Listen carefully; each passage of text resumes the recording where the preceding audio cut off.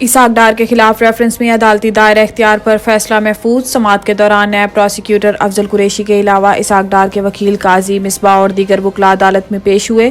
قاضی Misbah advocate نے دلائل دیتے ہوئے کہا ہے کہ 22 نومبر 2022 کو بری کرنے کی درخواست پر دلائل سنے گئے۔ احتساب عدالت نے اسحاق ڈار کو بری کرنے کی درخواست پر فیصلہ بھی سنایا تھا۔ اسحاق ڈار کے ریفرنس پر احتساب عدالت فیصلہ پہلے ہی کر چکی ہے۔ نیب پروسیکیوٹر افضل قریشی نے کہا ہے کہ ابھی تو پروسیکیوٹر نے بتانا ہے کہ کیس کو چلانا بھی بنتا ہے یا نہیں۔ احتساب عدالت نے اپنا مائنڈ بتا دیا ہوا ہے، داخل دفتر کرنا ٹھیک تھا۔ عدالت نے کہا ہے کہ کیا نئے قانون کا اس پر اطلاق ہوتا ہے، جس پر قاضی مصباح ایڈوکیٹ نے کہا ہے کہ ریفرنس بند کرنے کی بجائے اسحاق ڈار کو بری کیا گیا تھا۔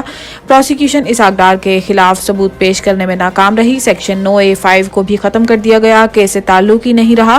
مکمل دلائل سننے کے بعد فیصلہ سنایا گیا۔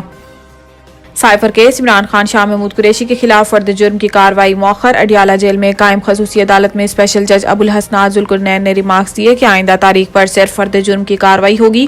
پروسیکیوٹر شاہ خاور نے کہا ہے کہ سائفر کیس چالان کی تمام ضروری نقول فراہم کر دیں۔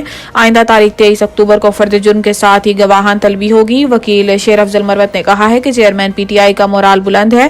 وکلاء صفائی نے شاہ محمود قریشی کے خلاف جیل ٹرائل پر قانونی اعتراض اٹھایا۔ پروسیکیوٹر نے کہا ہے کہ شاہ محمود قریشی کے جیل ٹرائل کا نوٹیفیکیشن ہو چکا ہے، جس پر وکیل صفائی نے کہا ہے کہ نوٹیفیکیشن آج ہوا، اس لیے آج سے قبل جیل ٹرائل کے تمام کارروائی غیر قانونی ہے، لہٰذا بغیر نوٹیفیکیشن چلان کی نقول تقسیم غیر قانونی تھی، اسے کالعدم قرار دیا جائے۔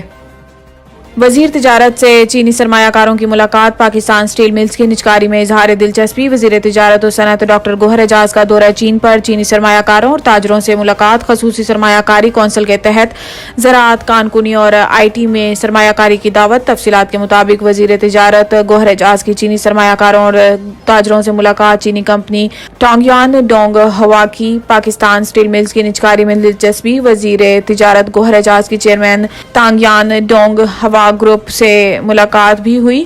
گوہر اعجاز کا اس موقع پر کہنا تھا کہ نگران حکومت نجکاری کے عمل میں تیزی سے آگے بڑھ رہی ہے۔ نگران وزیر تجارت نے چینی کمپنیوں کو SIFC کے ذریعے ہر ممکن تعاون کی یقین دہانی کرائی۔ خیبر پختونخوا میں بجلی کی لوڈ شیڈنگ کے خاتمے کا فیصلہ کالعدم۔ عدالت عظمیٰ کی جانب سے باقاعدہ سے بل ادا کرنے والے صارفین کو بجلی کی بلا تعطل فراہمی کا پشاور ہائی کورٹ کا فیصلہ کالعدم قرار دیا گیا۔ سپریم کورٹ نے ریمارکس دیے کہ پشاور ہائی کورٹ کا لوڈ شیڈنگ کے خاتمے کا حکم قانون کے برخلاف ہے، اس لیے لوڈ شیڈنگ سے متاثرہ افراد نیپرا سے رجوع کریں۔ قانون میں ڈسکوز کے خلاف نیپرا اتھارٹی اور ٹریبیونل کے فورم قائم کیے گئے ہیں۔